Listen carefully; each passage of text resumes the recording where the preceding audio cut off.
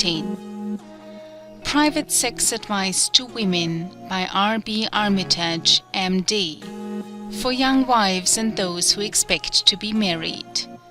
This book was written so as to give enlightenment to those entering into wedlock, so their married life will be one of happiness and pleasure. Lesson 1. Foreword. In this book, the writer thereof seeks to convey to women, particularly to young wives and women expecting to be married, certain important facts of knowledge, certain necessary information which all such women should possess, but which few are given the opportunity to acquire.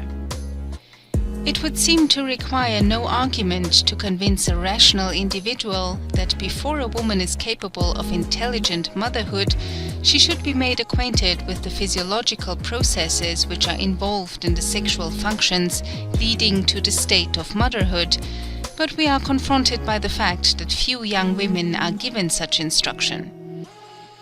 It is a strange thing that while even the ordinary school child is made acquainted with the physiological processes concerned with the processes of digestion, respiration, circulation, elimination, etc., and while such education is highly commended, yet at the same time not only are the young of both sexes reared as if there was no such thing as sexual functions in existence, but even full-grown adults are left to pick up their instruction on sexual subjects from chance sources, often polluted sources.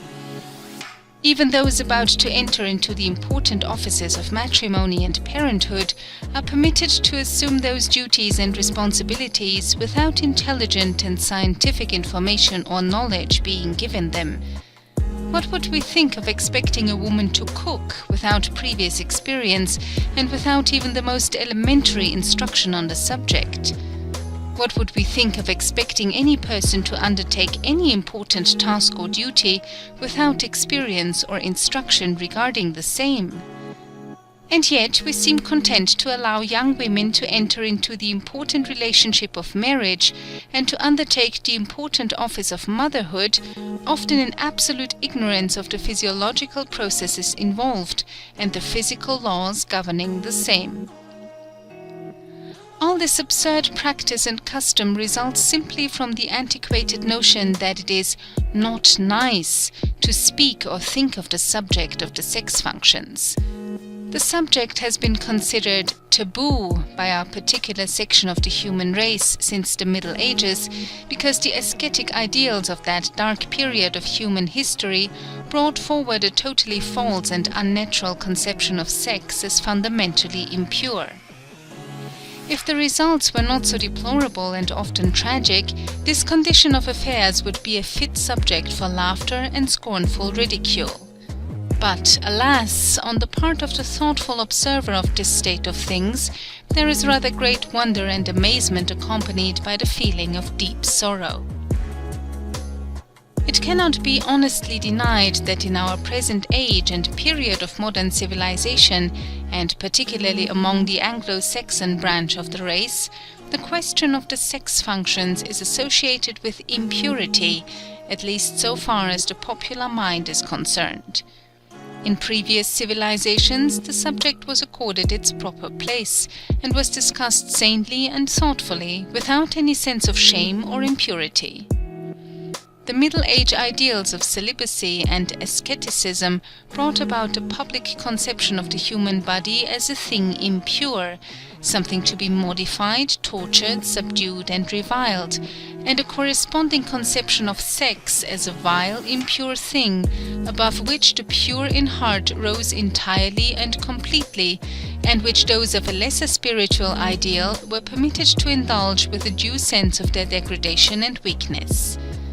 It was considered a most worthy thing to lead an ascetic life with its accompaniment of disdain and punishment of the body. It was considered most pious and spiritual to forego the ordinary human relations of sex, marriage, and parenthood. From these distorted conceptions naturally involved the idea that sex, and all connected with it, was a subject unclean and impure in itself, and to be avoided in thought, conversation, and writing. Not only the ordinary sex relations of human life were placed under this taboo, but also the phenomena of birth and parenthood. Not only did these incidents of life grow to be considered impure, but they became that which to many was still worse, that is to say, they became to be regarded as not respectable. Ignorance regarding the plain elementary facts of sexual physiology is undoubtedly the cause not only of much immorality among young people of both sexes, but also of many unhappy and inharmonious marriages. The intelligent portion of our race is now beginning to realize very keenly the fact that the first requisite of sane marital relations and intelligent parenthood is a practical and clear knowledge of the physiology of sex, education concerning the sexual organism, its laws, its functions, its normal and healthy conditions, its anatomy, its physiology, and hygiene. The average physician of experience in general or special practice can tell tales of almost incredible ignorance on the part of young women who have recently entered into the relationship of marriage. In some cases, the ignorance is more than a mere absence of knowledge. It consists too often of false knowledge, untruthful ideas concerning matters of the most serious import. It is sad enough to think how such persons may work results harmful to themselves, but it is even sadder still to realize that these same ignorant young women must eventually gain their real knowledge through sad experience paid for not only by themselves, but also by their children. It is a hard saying, but a true one, that the knowledge of many young wives and mothers is to be gained by experience paid for by their, as yet, unborn children. The writer of the present work is one of the rapidly growing number of thinking persons who believe that the time has come to educate the race concerning the importance of sane instructions concerning the functions of sex. He, and those who think as he does, believe that the time has come to turn on the light.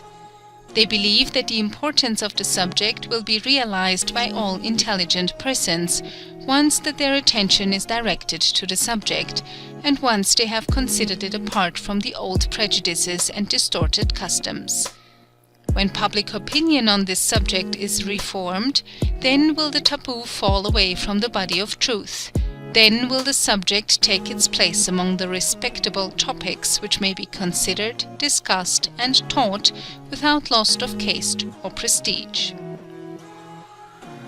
In a few decades, perhaps even much sooner, it will be regarded as quite reprehensible to permit young persons to enter into the relationship of marriage without a sane, practical knowledge of their own reproductive organism and the functions thereof, and of their physiological duties to themselves, to their companions in marriage, and to their children, born or to be born.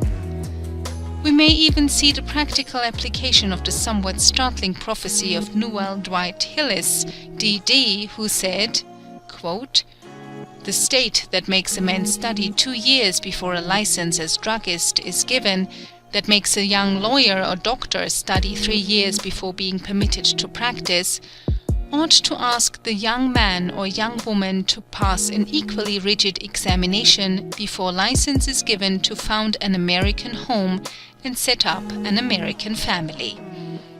End quote. While the information above alluded to should be given alike to the young husband and the young wife, it cannot be doubted that the latter is the one of the pair who is most in need of this kind of instruction. While both the young man and the young woman require this instruction, the need is the greater in the case of the young woman by the very nature of the case. The sex functions and processes play a much more important part in the life of the woman than in that of the man, the protests of some of the modern feminists to the contrary notwithstanding. The careful student of the sex life of men and women frankly confesses that in both the physical and the psychical realm, the sex offices make a greater demand upon the time and attention of the woman than of the man. The love life of the woman is far fuller and more absorbing than is that of the man. Unhappiness concerning her love life renders the remainder of the life of the average woman of comparatively little account, while with a happy love life she will put up cheerfully with the absence of many other things which are usually regarded as necessities for happiness. As a writer has said, essentially a woman is made for love, not exclusively, but essentially, and a woman who has had no love in her life has been a failure. The same rule operates on the physical plane. As the same writer has said, physically the woman is also much more cognizant of her sex and much more hampered by the manifestation of her sex nature than man is. The manifestation of the incidence of menstruation is a constant reminder to the woman that she is a creature of sex. The phenomenon of pregnancy is likewise something from which the man is free. And finally, the menopause, or change of life, with its incidence greatly influencing the physical, mental, and emotional well-being of the woman, is nature's final word to the woman that she is the active pole of sex life. As the above-quoted writer has said, altogether it cannot be denied that woman is much more a slave of her sex nature than man is of his. Nature has handicapped woman much more heavily than she has man. And so, in this book, the young woman, the young wife, is directly addressed, her companion and mate being referred to only indirectly. End of Lesson 1.